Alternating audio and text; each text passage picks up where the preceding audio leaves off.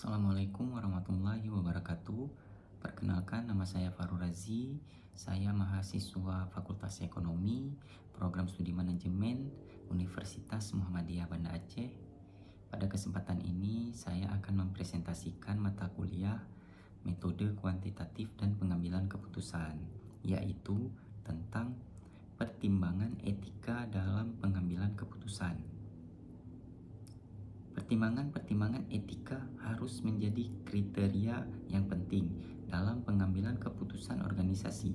Setiap manajer pada saat ini diharuskan atau bila tidak mau disebut diwajibkan untuk mengikut sertakan pertimbangan etika dalam setiap proses pengambilan keputusan. Pertimbangan etika juga akan menolong organisasi dalam mempertahankan pertumbuhan bisnis dan kelangsungan hidup organisasi pada masa depan. Di sini kita bisa melihat tabel pertimbangan etika diawali dengan penentuan tujuan. Setelah menentukan tujuan, baru dilakukan bagaimana proses pengambilan keputusan. Selanjutnya dilakukan penerapan tindakan yang dipilih.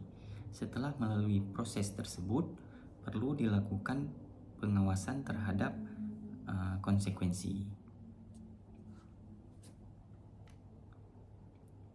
Kriteria etika dalam pengambilan keputusan. Pengambilan keputusan dalam organisasi dapat menggunakan kriteria pengambilan keputusan beretika yang masing-masing punya kekuatan dan kelemahan. Kriteria itu adalah yang pertama, atas paham manfaat. Artinya, kriteria ini semata-mata didasarkan atas hasil atau konsekuensi dari sebuah keputusan. Kekuatan dari pandangan ini adalah dapat meningkatkan efisiensi dan produktivitas organisasi. Namun, kelemahan dari paham ini adalah paham ini dapat menekan hak-hak individu yang memiliki posisi minoritas dalam organisasi.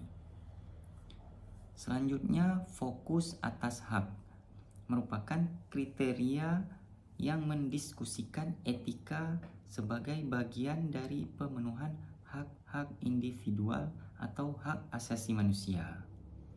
Kekuatan pada pandangan ini adalah proses pengambilan keputusan akan memasukkan pertimbangan etika yang menghargai seluruh hak asasi manusia, hak para pekerja, dan melindungi seluruh anggota organisasi dan stakeholder dari tindakan yang tidak beretika.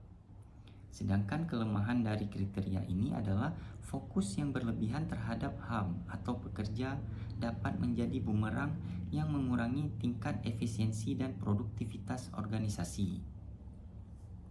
Selanjutnya, berdasarkan atas keadilan atau justice.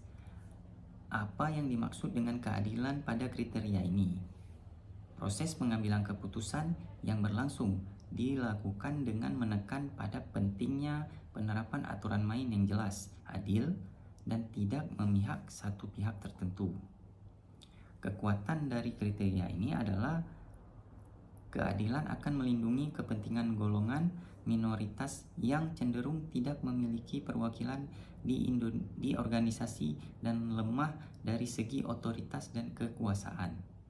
Kelemahan dari kriteria ini adalah pandangan ini menimbulkan semangat untuk mencapai tahapan penyamarataan dan bukan semangat untuk mencapai tahap keseimbangan.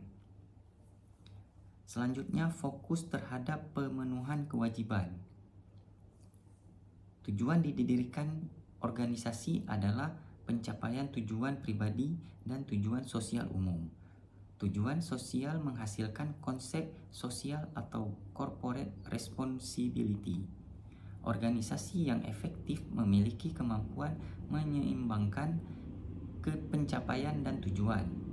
Tanggung jawab organisasi pada masyarakat sama besarnya dengan tanggung jawab pada pemilik organisasi. Kekuatan dari pandangan ini adalah menanamkan pandangan tentang pentingnya melakukan investasi jangka panjang melalui pemenuhan kewajiban kewajiban sosial dalam proses pengambilan keputusan.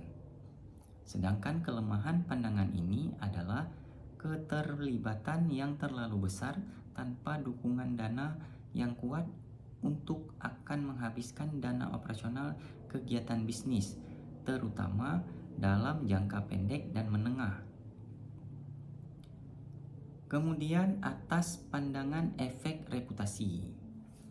Tujuan dari pandangan ini, etika ini adalah meraih efek reputasi organisasi. Kriteria ini tidak jauh berbeda dengan kriteria pemenuhan hak, keadilan, dan tanggung jawab sosial. Kekuatan kriteria ini adalah dengan membangun reputasi positif, maka akan membantu keberlangsungan hidup perusahaan dalam jangka panjang. Sedangkan kelemahan dari kriteria ini adalah efek reputasi terbangun melalui perilaku yang beretika. Artinya, efek ini merupakan hasil atau akibat dari sebab perilaku beretika.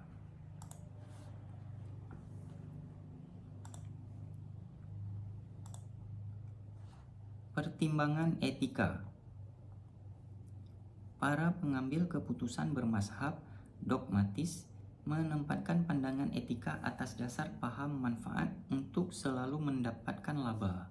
Pertimbangan etika tidak bisa dipukul rata, namun harus disesuaikan dengan situasi dan kondisi yang dihadapi.